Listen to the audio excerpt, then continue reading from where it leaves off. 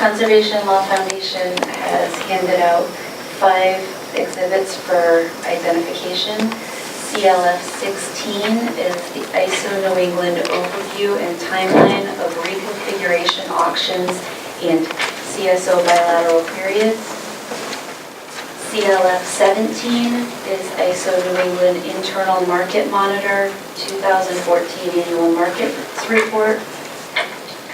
CLF 18 is a December 1st, 2015 ISO New England filing letter and testimony to FERC in the installed capacity requirements, hydro-Quebec interconnection capability credits docket. CLF 19 is ISO New England assumptions for calculating the ICR values for the 2020 to 2021 total capacity auction. CLF 20 is New England at risk and retirement of generation schedule.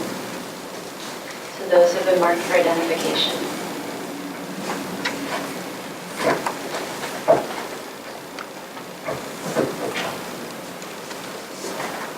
Okay, and if it gets warm in here, it's okay to take off your jackets, no problem, okay?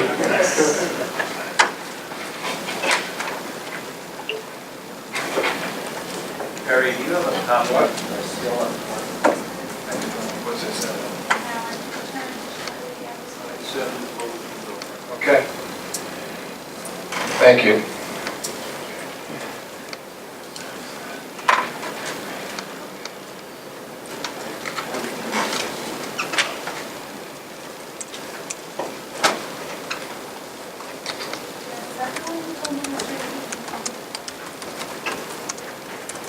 Regional district plan.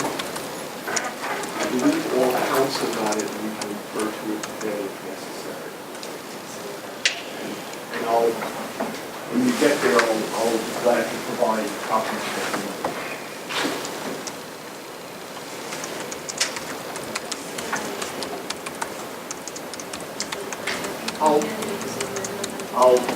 I'll pull it out of the break. Okay, are we prepared to proceed? Yes, Commissioner. All right, Mr. Homer. Good morning, Mr. Fagan. Good morning.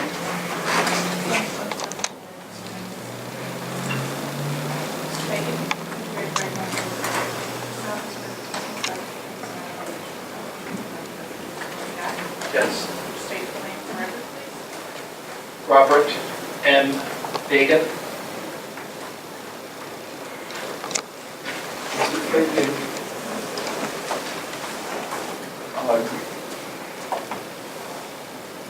turn off your mic when I'm talking. Oh, is it working? Okay. Mr. Fagan, you provided pre-filed direct testimony. You've got to make sure that you're in the microphone and talk.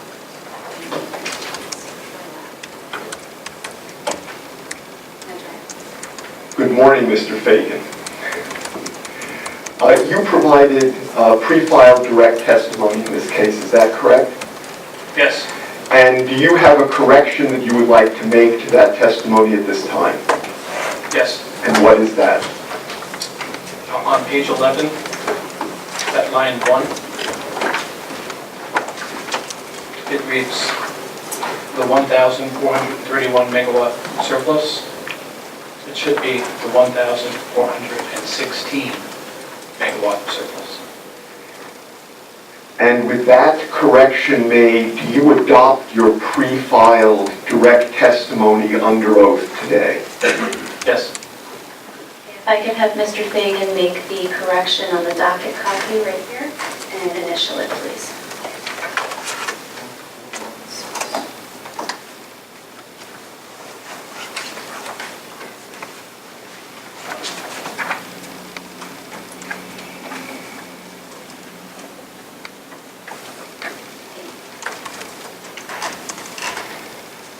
Mr. Fagan, were you in the room here yesterday during the discussion by Messrs. Hardy and Nyland concerning retirement of resources? Yes. And did you have any concerns about that discussion yesterday afternoon? Yes. And yesterday evening, after that discussion, did you prepare an exhibit entitled New England At-Risk Coal, Oil, Gas, Steam Units Still in Operation, -2016 Summer Seasonal Claimed Capability and CSOs for 2019/20, FCA 10, close paren. Yes. And that has been marked for identification as CLF Exhibit 20.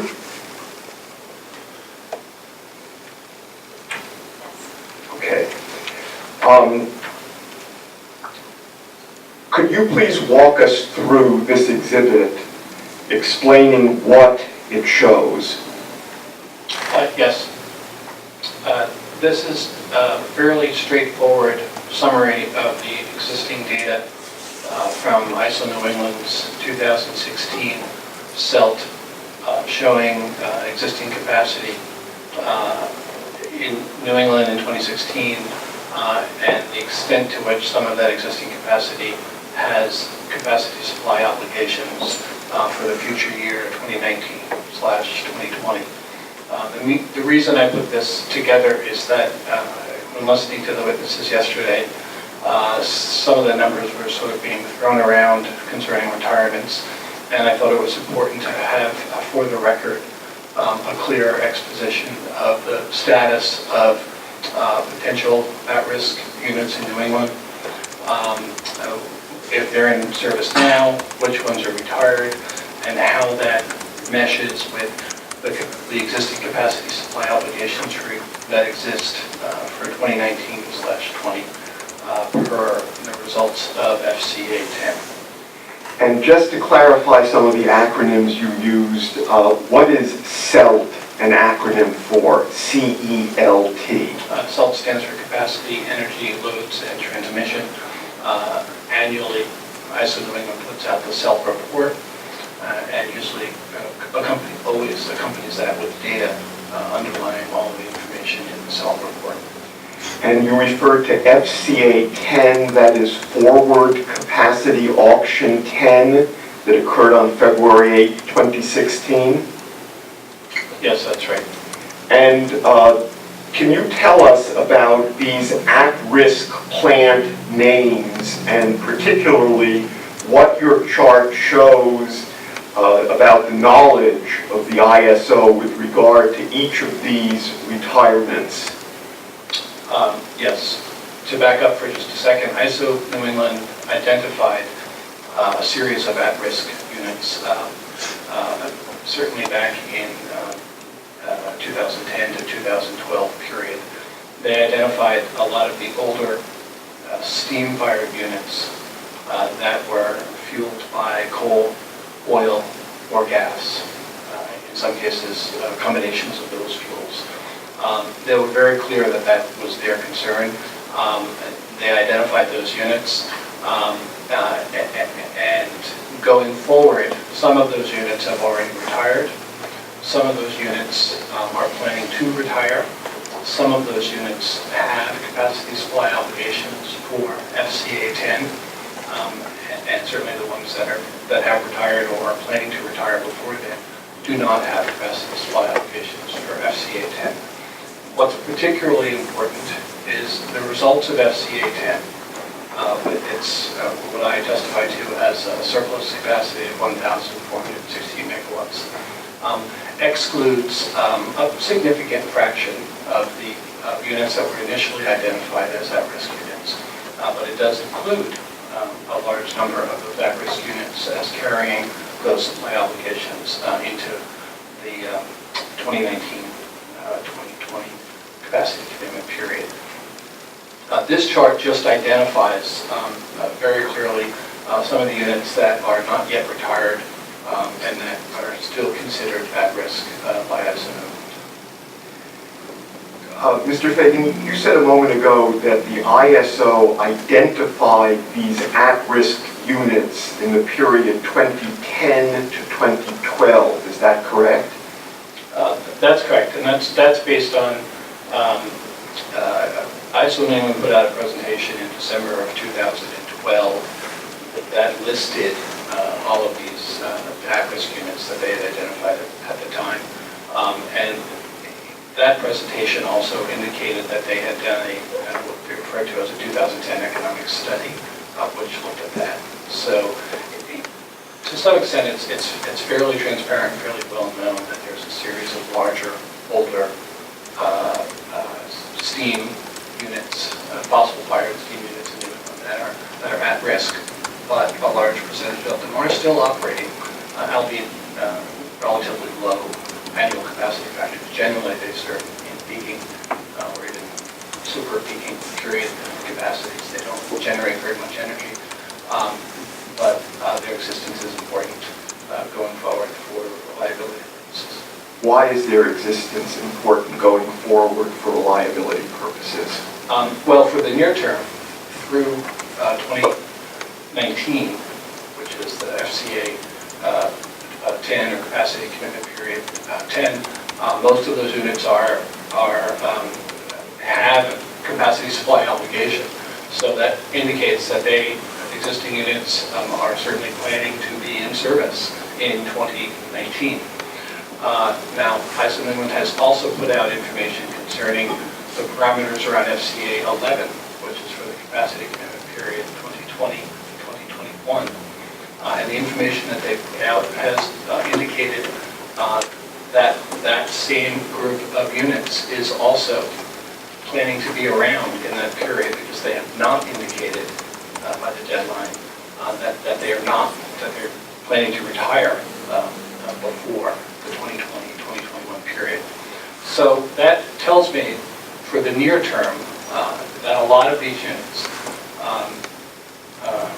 actually all of the units that have not yet retired or not yet indicated that they're going to retire, will be around through the summer 2020 period. So that means when talking about whether or not there's a real risk of retirement of some of these older units, we are talking about what may happen in FCA 12 for the period 2021-2022.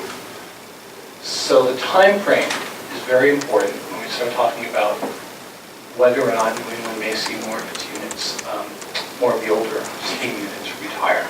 And I'll note that 2021 is 5 years into the future. So that's a bit a ways, and there are certainly other potential resources on the near-term horizon that may very well play in the FCA 12 option. Let me pick up a couple of points that you made, Mr. Fagan. Is it correct to say that the suite of retirements reflected on CLF 20 for identification was fully known by the ISO when it conducted FCA 10 this past February?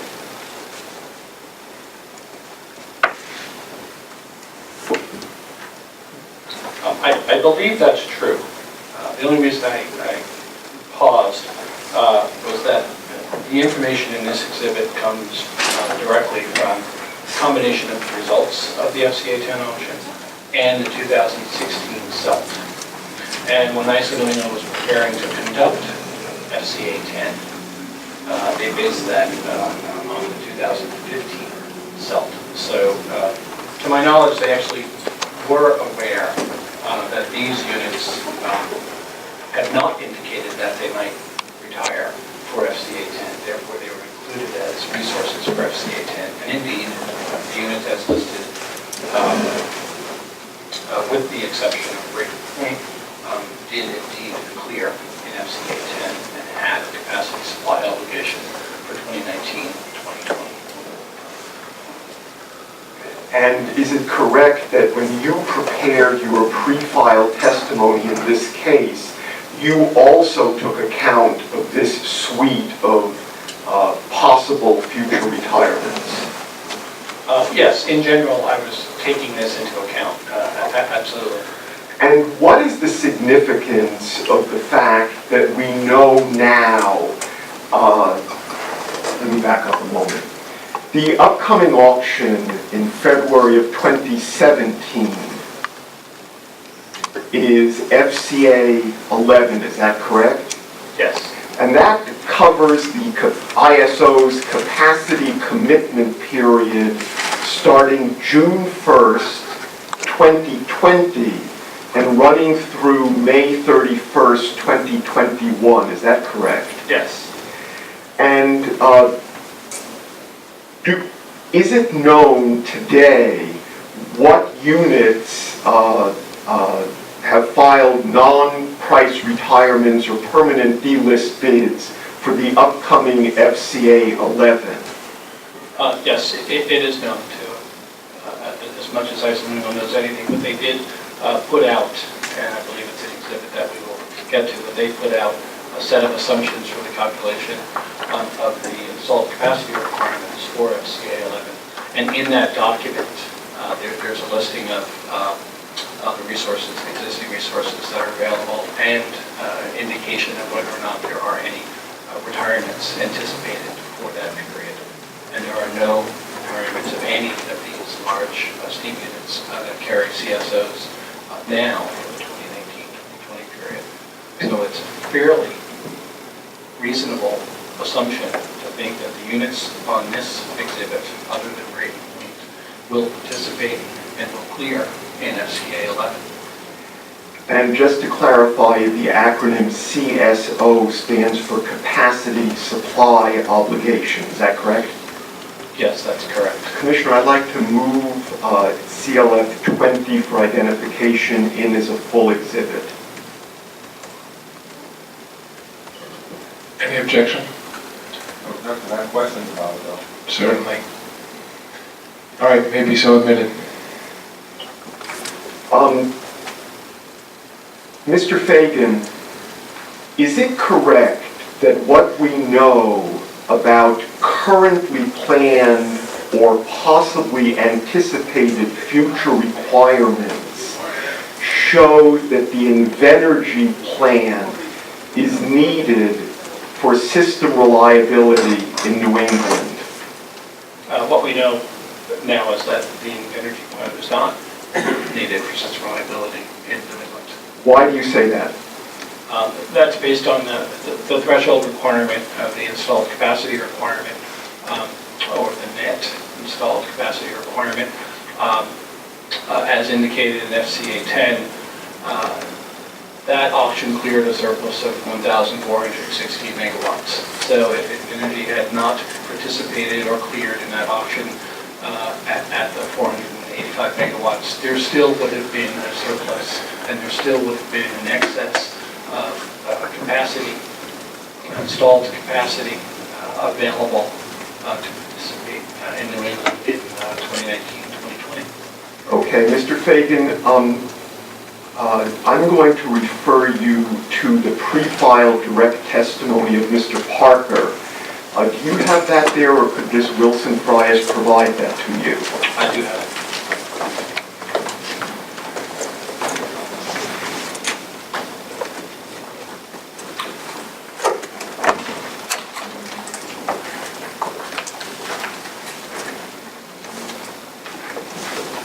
And I want to acknowledge for the commission that I'm going to be reading a couple of sentences from that testimony into the record.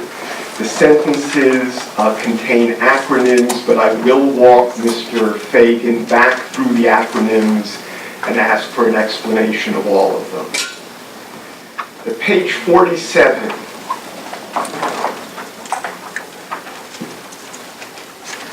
lines 8 to 9, Mr. Parker states, quote, Mr. Fagan views the ICR as a fixed requirement, consistent with the vertical demand curve utilized in capacity procurements prior to FCA 9, unquote.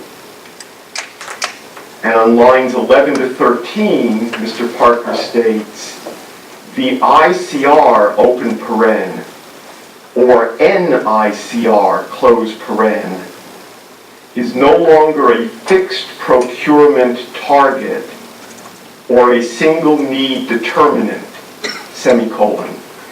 It is the FCA parameter corresponding to the probabilistically determined capacity required to meet the 1 in 10 LOLE reliability criterion, unquote.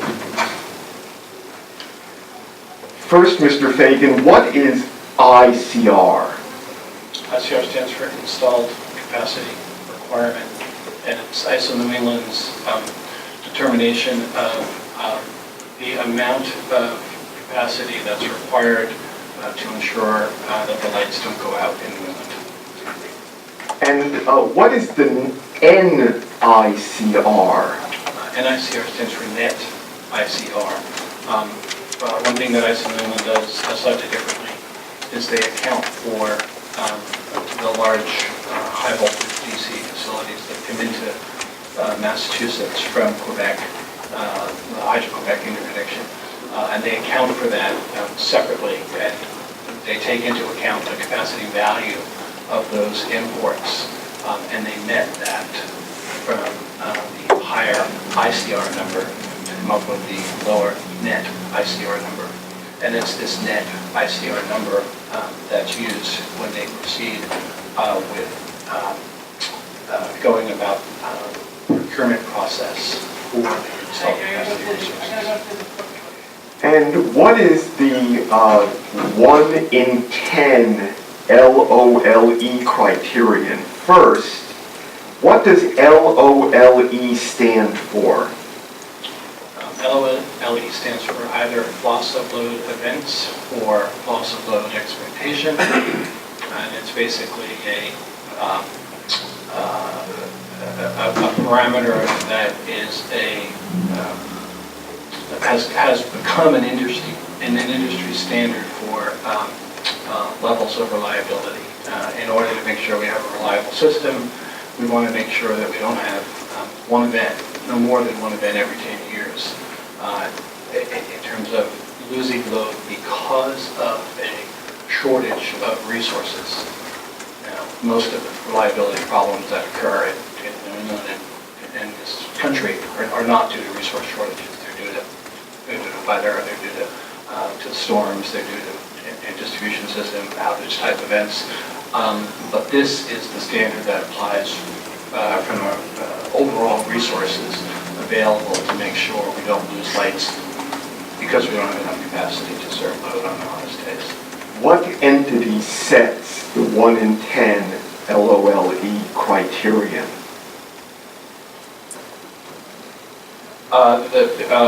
NERC, N-E-R-C, which stands for North American Electric Reliability Council, is the entity charged by FERC, F-E-R-C, the Federal Energy Regulatory Commission, to set reliability standards. And at some point in the last decade or so, those standards became mandatory, and NERC essentially sets that out as a guide, although the regional organizations interpret and apply those standards to come up with the specific resource criteria in each of the different regions to develop what the installed capacity requirement, or the similar terms used throughout the country, need to be to meet that criteria. And in New England, is the net ICR in fact a, quote, fixed requirement, unquote, as you say in your testimony at page 47? Well, Mr.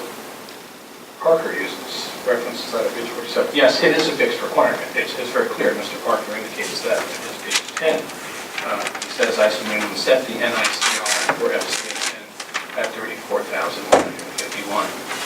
On page 47, Mr. Parker introduces the notion that there is no longer a single fixed procurement target.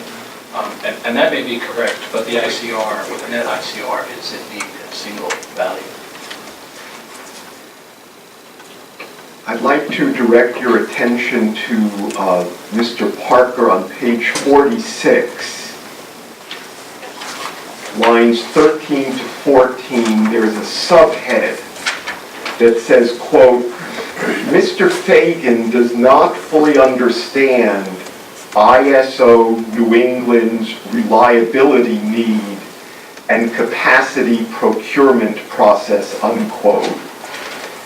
And on page 47, starting at line 21, Mr. Parker says that the, quote, concept of capacity need with a sloped demand curve contradict Mr. Fagan's understanding, unquote.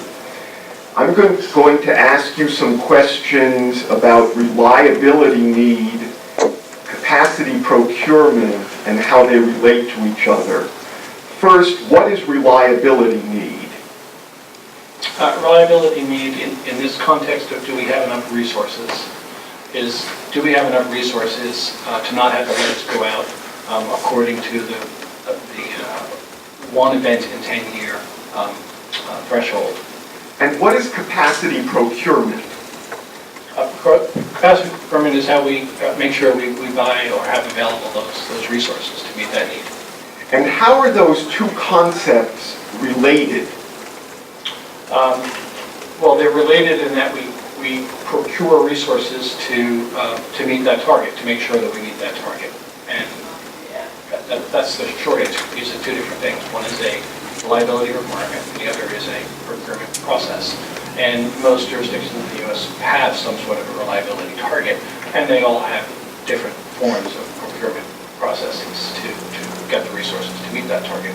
And when you say other jurisdictions, are you referring to other regional transmission organizations in other parts of the country that are parallel in function and FERC supervision to the ISO New England? No, I'm talking about everybody. I mean, that includes RTOs, such as similar style RTOs, PJM and New York, for example. But that also includes the California ISO, which has a different construct for procurement, and includes the vertically integrated utilities in the way they procure, and that includes the Midwest Independent System Operator, which has yet a slightly different form of procurement process. So you've explained how reliability need is related to capacity procurement. How are those two concepts distinct from each other? Reliability need is set each year for years into the future and for close-in years. And each year it changes. ISO New England continuously plans, continuously assesses what resources it needs, how system conditions change, how the load changes. So that's sort of a continually updated process for figuring out what is required next year or 3 years out, or to a lesser extent beyond the 3-year period. And at the same time, they have a construct in place to make sure that we have those resources on the system, and that's the forward capacity market construct, which consists of the forward capacity auctions that are fairly well known, the 3-year in advance auction, but it also includes the additional procurement processes closer in time to real time, closer in time to the capacity commitment period, which is 3 years out from when the auction is held. Mr. Fagan, I'm going to ask you some questions about what was referred to yesterday as the sloped demand curve. And at the request of the PUC's attorney, I'm going to ask you some foundational questions first. And if it helps in this discussion, you may refer to Figure 1 in Mr. Parker's pre-filed testimony on page 34, which Mr. Parker entitled FCA demand and supply curves.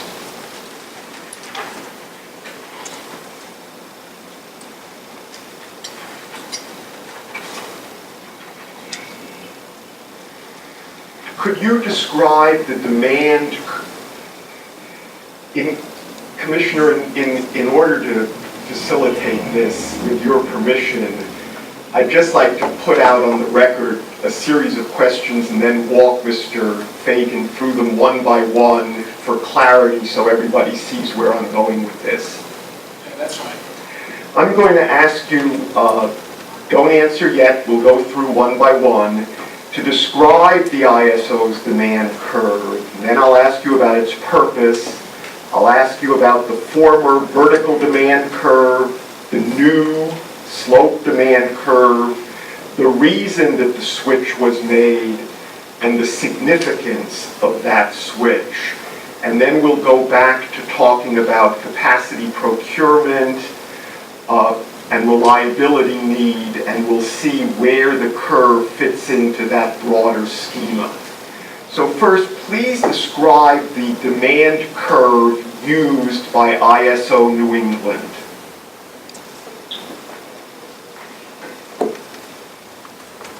As seen on page 34 of Mr. Parker's testimony, this is representative of the construct that was in place for FCA 10. It's not representative exactly of the construct that will be in place for future forward capacity options. And if you go back just a few years, we did not have this construct in place either. So sort of the first point, and it's an important one, given that assets such as the proposed facility are long-lived assets, is that the construct that ISO New England uses to consider how we buy capacity has changed, is in the process of changing now, and probably will continue to change over time. So it's not a static thing, this construct for how we buy capacity. This curve, basically this forward capacity market, or the market for electric power capacity, it is highly imperfect. It's not a real market. ISO New England, if you think about economics 101, it's supply and demand, or supply and demand cross. That's the price at a given quantity. But markets are a lot more complex than that. But there's no clear way to represent the demand of all the people in New England who consume electricity. So ISO New England sort of creates this construct that says, well, people would probably be willing to pay a little bit more money to make sure that the lights go out. And people would probably be willing to pay less money to gold plate the system. And in a nutshell, that's what this demand curve represents mathematically. That at lower levels of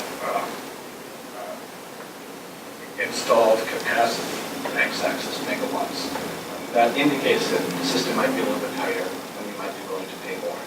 And at higher levels of installed capacity, that indicates that the system is likely less tight and we'd probably be willing to pay less for such capacity. So that is more or less tight. This curve, the x-axis of this curve, it says megawatts. What it is in the context of FCN is the net ICR, the net installed capacity requirements. So for example, if you slide all the way to the left, with the x-axis indicated as 33,200, that is below what ISO New England's net ICR target was for FCA 10. So based on their computations, their projections for 2019, at the time they made them, they said that if we only secured 33,200 megawatts, we would not meet our net ICR target. We'd be a little bit short. Reliability is threatened. That's what I mean by tightness. That if you procure less, you're up on the left-hand portion of this curve. So that indicates that ISO New England's construct is people would be willing to pay more to secure this level of resource. And what is the vertical demand curve that was referred to earlier? The vertical demand curve is just a simpler depiction of what do we need for capacity. Before ISO 91 introduced the use of demand curves, and they were not the first ones to introduce this, this was in other jurisdictions, but there are still plenty of jurisdictions that don't use it. A vertical demand curve is basically, what do we need to buy? We need to buy X. That's the minimum requirement. That's the net ICR requirement, and then we go about and we buy that. In the traditional vertically integrated utility world, there would be a target. Usually, that target was expressed as a number of megawatts that include a margin, and then the utilities would go to the commission and say, we need to, for example, have 20,000 megawatts to meet our 15,000 megawatt load, so we'd like to make sure we have 20,000 megawatts, and they put in place a procurement plan to do that. Sometimes buying less, sometimes buying more, quite often buying more, and that's an application of what one might call a vertical demand curve. There's just a single number. They don't try to formulaically target the purchase based on this reliability measure. And the ISO New England until recently used a vertical demand curve in the auction, is that correct? Yes, that's correct. I believe it was FCA 9 when they first introduced the use of the sloped demand curve. So going back now to our earlier discussion of the two concepts, reliability need and capacity procurement, where does this sloped demand curve fit into that broader schema? ISO 91 uses the sloped demand curve to set the parameters for the auction. And for subsequent auctions, the parameters are reset, either for subsequent 3-year out for capacity auctions, or for the closer in time annual reconfiguration auctions that they do to rebalance the system, so to speak. And we'll come back to those reconfiguration auctions in a moment. I want to finish up first on this issue of reliability need and capacity procurement.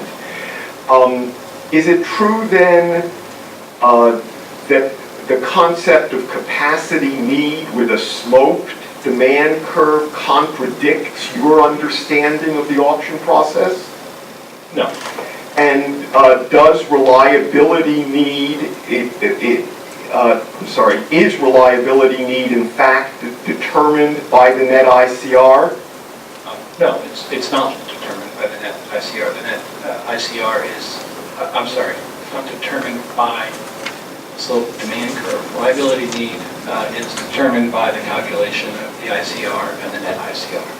And that's different than the capacity procurement process? That's correct. The capacity procurement process uses that as an input, absolutely. But that's the distinction between the capacity procurement process is the determination of need. It's not. It's the purchase of capacity. Okay.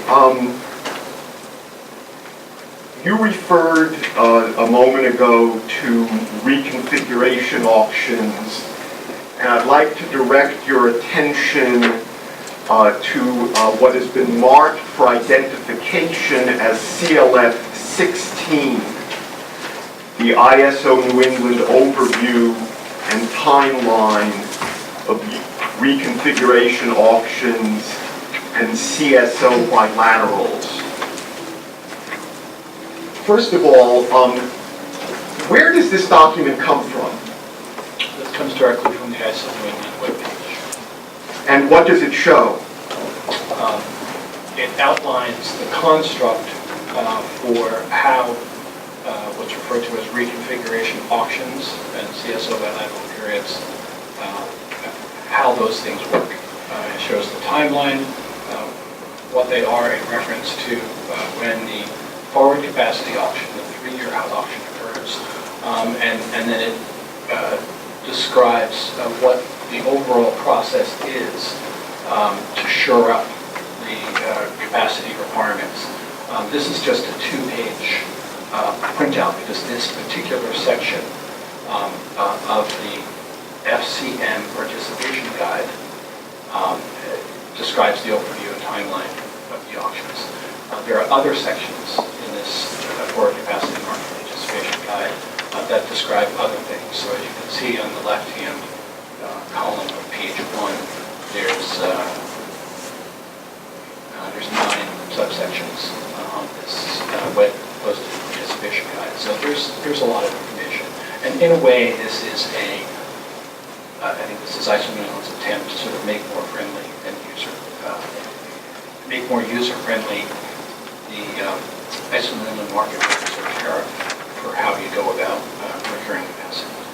Before I go any further, I'd like to move the admission of CLF 16 as a full exhibit.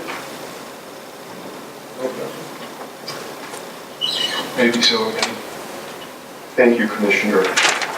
Mr. Fagan, let's define some terms first. What is a reconfiguration auction? A reconfiguration auction is just another auction. It's analogous to the forward capacity auction in that it comes with the same set of parameters, although those parameters are numerically different. ISO-New-England updates the information about ICR or net ICR, any other system changes that are taken into account, and then they receive bids and offers by those holding capacity supply obligations, or those wishing to hold capacity supply obligations, or those wishing to shed capacity supply obligations, and they basically rebalance. So it's a way of taking the longs and shorts of the market and allowing them to sort of re-clear. And they do that formally 3 times after the forward capacity auction, with the last one occurring within 6 months or so before the beginning of the capacity commitment period. And it's that last annual reconfiguration auction that sort of has the effect of locking a lot of things down for the forthcoming capacity commitment period. To some extent, that's when things become sort of more physical or more real once you clear ARA 3. Although even subsequent to ARA 3, they have mechanisms for the market to continue to trade capacity supply obligations if those who hold them wish to do so. So just to clarify, ARA is the acronym for Annual Reconfiguration Auction. Yes. And you stated that there are 3 ARAs between the time of the forward capacity auction and the 3-year forward period when the capacity commitment period begins. Is that right? Yes, and I pulled that directly from this document. And can you tell us what CSO bilaterals are? CSO bilateral is essentially parties who hold CSOs can trade them on their own. They don't have to participate in an auction to sell or buy a product. And is this what you were referring to in your testimony on page 12, lines 2 to 5, when you said, quote, a proposed resource such as the Invenergy plant clearing the FCA means that the resource obtains a capacity supply obligation dash a financial obligation dash, but doesn't mean that the resource is physically needed for reliability, unquote. Yes. And you were saying there that the annual forward capacity auction is merely the first step of many steps that the ISO takes to ensure sufficient resources 3 years hence? Yes, that's correct. It's an important step, but there are other steps. And why is that fact important in this case? It's particularly important in this case because the system is changing somewhat dramatically right now. With the ISO, New England indicated in an exhibit that I believe is going to be CLF 19 or 20, the assumptions for calculating installed capacity requirements for SCA 11. The installed capacity requirements for SCA 11 are preliminarily indicated as being lower than the installed capacity requirements for SCA 10, even though they're for a period 1 year further in the future. What we also see in another exhibit that I'll introduce is that the installed capacity requirements associated with the annual reconfiguration option for the period 2016 was significantly lower than the installed capacity requirement or the net installed capacity requirement associated with the current capacity option for this 2016-2017 period. So the fact that and the reason that those installed capacity requirements are slightly lower is that the overall pattern of the net peak load on the system is beginning to change in significant part because of the presence of energy efficiency and solar, behind-the-meter solar PV resources in New England. This is one of the major portions of my testimony. So that means that ISO New England 3 years out has a projection for what the needs are going to be. But they refine those projections closer in time. And to the extent that those projections are being refined in such a way that the capacity requirements are less, that's very important. That means that to make sure that we don't buy too much, for example, you have this rest of the process for rebalancing capacity obligations. So for example, there are a handful of natural gas-fired plants that cleared in SCA 10 and a couple of plants that cleared in SCA 9. So there's a whole host of, there is a set of combined cycle and combustion turbine plants that cleared in those last two auctions. And in total, right now, based on the results of SCA 10, we're exceeding the target for what's required for reliability purposes in 2019, for example. And this is shown very clearly in the 2016 self-report by ISO New England, because you can see what the planning reserve margin looks like. Yesterday, one of the witnesses talked about a 2013 ISO New England study that showed that the planning reserve requirements were particularly low. A lot of things have changed since 2013. Resources have been installed, transmission has been added to the system, energy efficiency of solar PV has continued to ramp up, such that the information we know now, based on the 2016 SELF, is that we have more than enough, and that's directly shown on the peak load page on the SELF that was included as an attachment to my testimony, and which I can point to directly at the right time. Okay.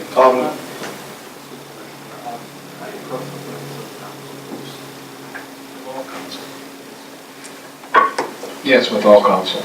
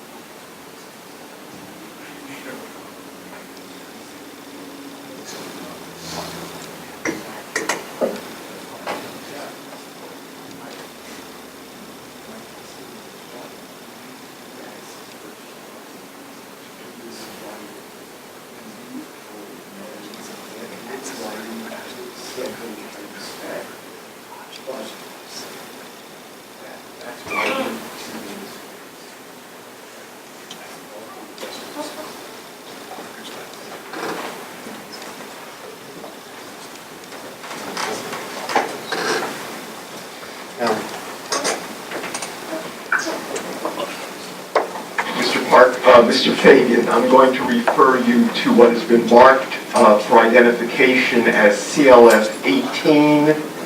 This is a December 1st, 2015 filing with FERC, jointly by the ISO New England and the New England Power Pool. Is that the exhibit you were referring to a moment ago? Yes, I believe I was referring to this exhibit in addition to the exhibit concerning the assumptions for the calculation of ICR for CA11. And what does this exhibit show? This exhibit documents ISO New England's filing of the parameters for the annual reconfiguration auction for the last ARA3, the last reconfiguration auction for the capacity commitment period, 2016 to 2017. Primarily what it shows is a very clear exposition of what the annual reconfiguration auction is, and it demonstrates that ISO New England has modified the ICR parameters for this closer in time auction associated with the 2016-17 capacity commitment period. Now, you referred in your testimony to reconfiguration auctions, but is the material contained in this Exhibit 18 duplicative with your pre-file testimony? No, this is not duplicative. And did you highlight in yellow some portions of this document for emphasis? I believe I did. And can you direct us to those portions and what you believe they indicate? I hope so. Starting page 14.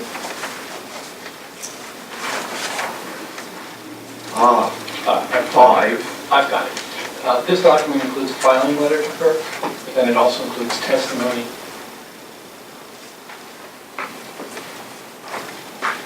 The testimony is by Mr. Stephen Rourke and Mr. Peter Wong on behalf of ISO New England. And I just wanted, and I don't need to read this section, but I will just reference on page 14 of their testimony, they ask and answer the question, please describe the source of the forecasted load for the annual reconfiguration auctions. And they talk about the source of that. It is the 2015 self-report.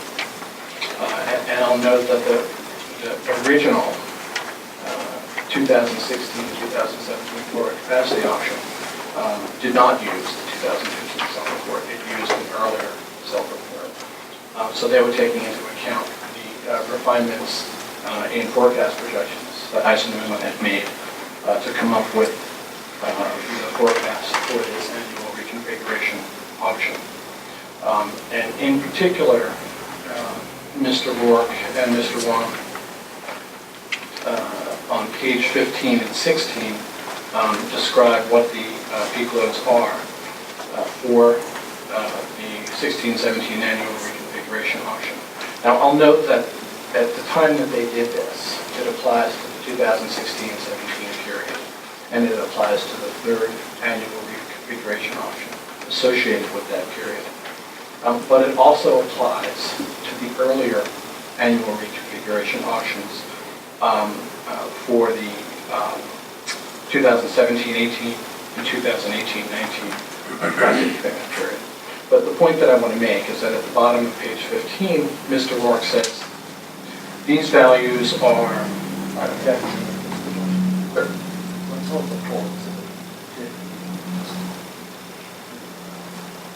It's for ID at this point, so. Can't be the testimony, can't be admitted into the record until it's. Mr. Commissioner, I'd like to move CLF for identification 18 as a full exhibit. Is there an objection? Well, this is the exact same type of testimony that was objected to yesterday as coming into the record. It was happened to be a year before the letter was testimony from Spur. So it was not allowed in yesterday. We don't have an opportunity to question Mr. O'Rourke in this matter. So for the same reason he would object. Also, I'm not following if this line of questioning is going to providing Mr. Parker, serve out to Mr. Parker, or if it's just trying to build more support for his initial direct testimony. We would accept that same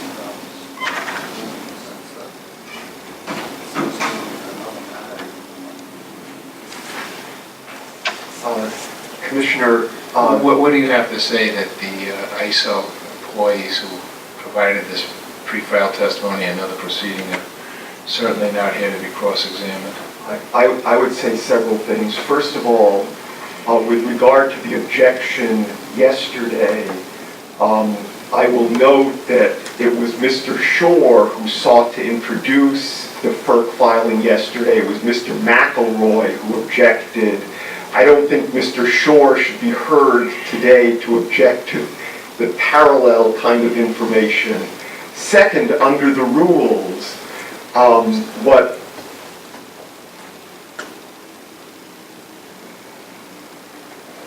Mr. Fagan has testified to is that he used this material in the course of preparing his expert testimony. And I'm happy to lay these foundation questions, but under the rules 702, 703, we're entitled to know how the expert came to his opinion, what materials he relied on. He relied on this. He went through it and highlighted it for the benefit of the commission and all the council. And it's his testimony that this is what he bases his expert testimony on. In part, I think it ought to be admitted so that this can be reviewed by the commission when it's time to make a decision.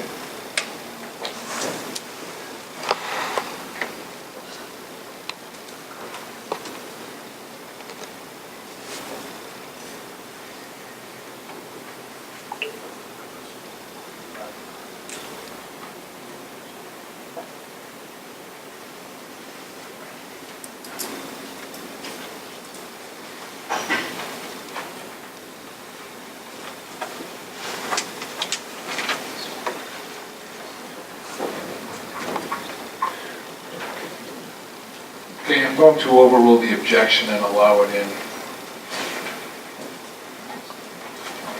So it may be marked as a full exhibit. Mr. Fagan, were you finished discussing this exhibit? If I could just quickly summarize it, it might help. Okay. In Exhibit CLF 16, which talks about the overview and timeline of the reconfiguration option, it describes on the first page the fact that these reconfiguration options, what they do in part is take into account new information on the system and for the balancing option, which is what the reconfiguration option is. The purpose of this exhibit being discussed is just to document that indeed the ICR for a closer in time annual reconfiguration option was indeed lowered by ISO New England.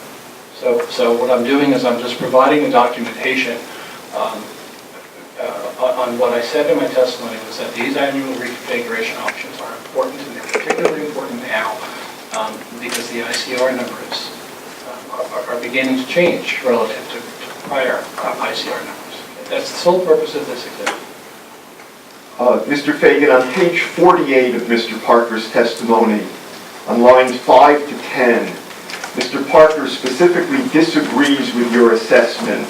Question starting on line 5 is, quote, on pages 11 to 12, Mr. Fagan claims that the fact that CREC Unit 1 cleared FCA 10 does not necessarily mean that CREC is needed for reliability.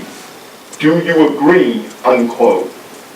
Mr. Parker says in part, in his answer, quote, no, FCA 10 cleared over 35,000 megawatts of new and existing capacity and assigned them CSOs.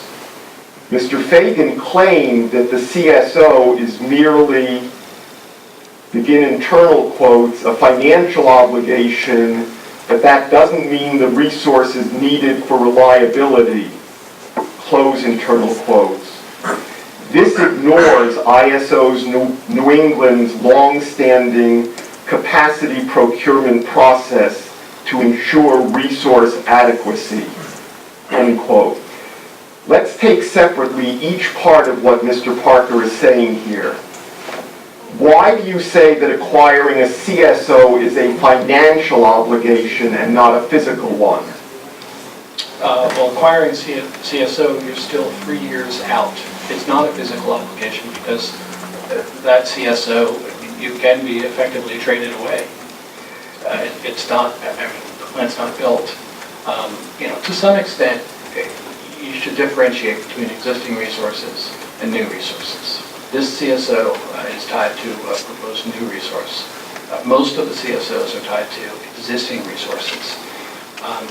To the extent you want to describe it as a physical obligation, you could probably attach that label a little more easily to existing resources. But even those existing resources can drop out after they have a CSO. That's essentially what I mean by that. Sitting here today, do you stand by what you said in your pre-file testimony that acquiring a CSO is a financial obligation and not a physical one? Yes, in this case, the entirety of my phrase is important. It doesn't mean the resource is physically needed for reliability. Based on FCA 10, that cleared 1,416 megawatts surplus capacity above and beyond what ISO New England projected the reliability requirement to be for 2019, 2020, at the time they made that projection. Mr. Fagan, directing your attention to Mr. Parker's testimony on page 50, lines 12 to 13.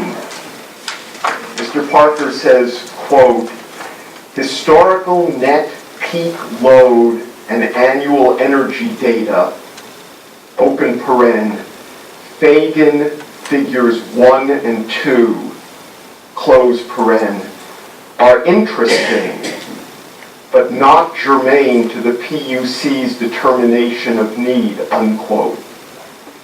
What is your response? Well, I'll note that right after that, Mr. Parker says that determination should be in light of future conditions. I wholeheartedly agree. The determination should certainly be in light of future conditions. But the information contained in my figures 1 and 2, the actual data from ISO New England for net peak load and net annual energy consumption in New England and in Rhode Island is completely germane because it describes what the pattern has been and probably more importantly describes how that pattern has changed over the last decade. And that is telling because it gives you the commission some information about what is the need likely to look like in the future and why might it be higher, lower, the same as any given projection. That's why that information is germane. On page 50, line 14, and then lines 16 to 18, Mr. Parker says, quote, Mr. Fagan spends a lot of time discussing the 2016 CELT forecast.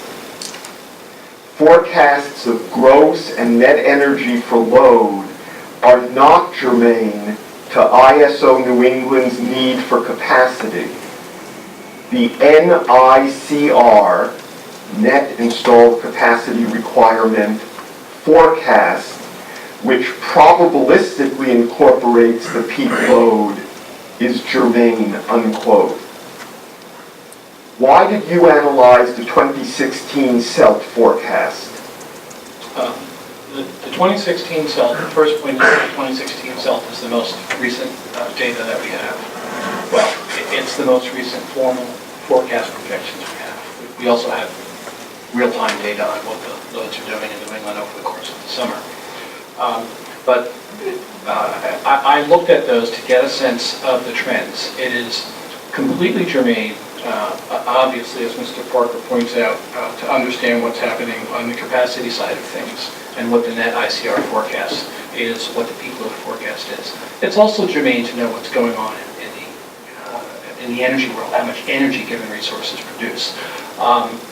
The electric power sector is capacity producing energy.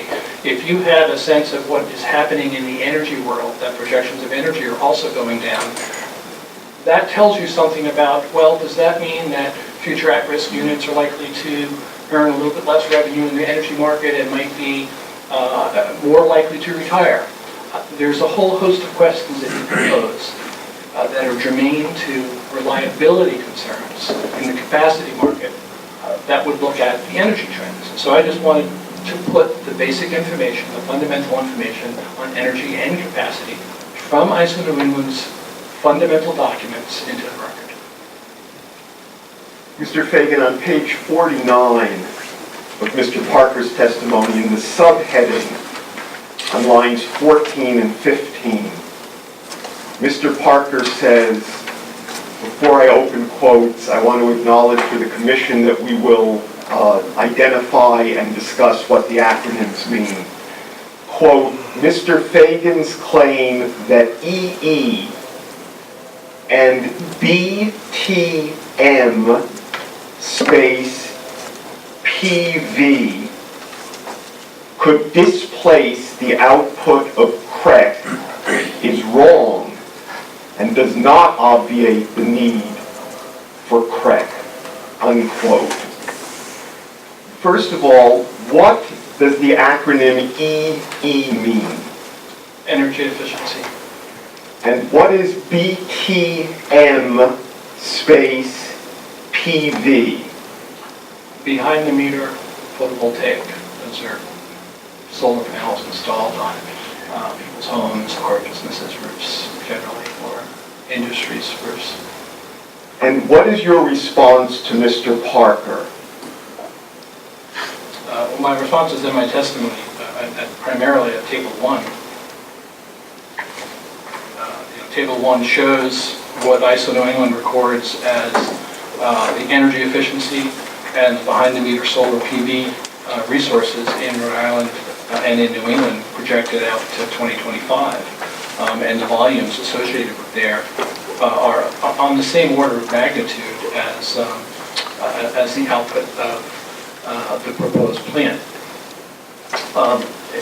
He says that it does not obviate the need for CREC. I don't think I said that it obviated the need for CREC. What I said was that the presence of aggressive EE and solar PV policies in New England have a significant impact on the net peak loads in New England and in Rhode Island. And that means that you don't need as much as you thought you need. I mean, that's the core point. Now, it so happens that the energy output of those resources also exceeds the output of the, or could exceed the output of the plant, depending on if you're looking at Rhode Island energy efficiency and behind-the-meter solar, or New England-wide. Table 1 is primarily to show the scale of these resources, energy efficiency and solar PV, with respect to the scale of the proposed plant's energy output. I'm sorry, what page is table 1 on? Oh, I'm sorry, page 21. Thank you.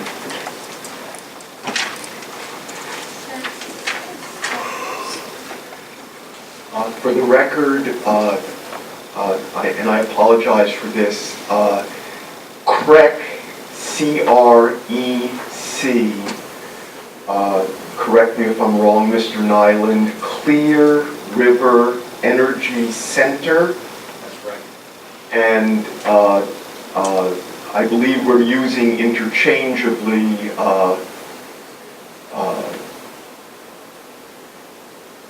Mr. Hardy and Mr. Nyland refer to CREC, CLF's witnesses refer to Invenergy or the Invenergy plant, and I believe for purposes of this proceeding those are synonymous.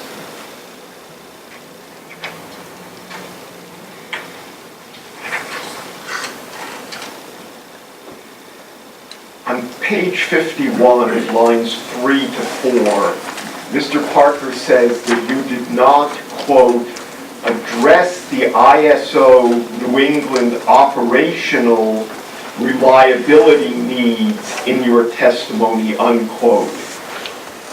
Did you address ISO operational reliability in your testimony? Yes, essentially the installed capacity requirement and the net installed capacity requirement take into account the requirements for operational reliability and the operating reserves and the ancillary service requirements associated with capacity resources. On page 51 at lines 1 to 2, Mr. Parker says, quote, even if more renewables are built, their inherent intermittency would increase ISO New England's need for flexible and responsive resources like CREC, unquote. Were you in the room yesterday when Mr. Hardy testified about flexible and responsive resources backstopping renewable energy? Yes, I was. Do you agree that if more renewables are built, their inherent intermittency would increase ISO New England's need for resources like CREC? No, it's possible that there will be an increase in requirements for operating reserve, ramping capability, ancillary services, which currently and in the future would be handled by existing and new resources. So CREC could certainly serve that purpose, as could the existing installed capacity resources in New England, and as could future capacity resources in New England. And you have an exhibit? I mean, an important distinction is that Mr. Parker says will increase the need for resources like CREC. It's not clear how much of an increase in installed capacity requirement for planning reserves might be required because of increasing levels of renewable energy. What is clear is that there probably will be some incremental needs for operating reserves, but there already are plentiful operating reserves in New England. I think at a later point we were going to talk about specifically what ISO New England says about this in the most recent regional system plan.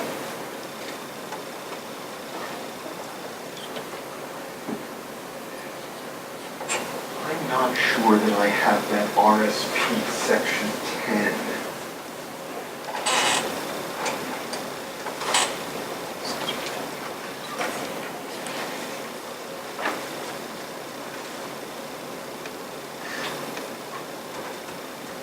If I could have a moment, Commissioner. Certainly.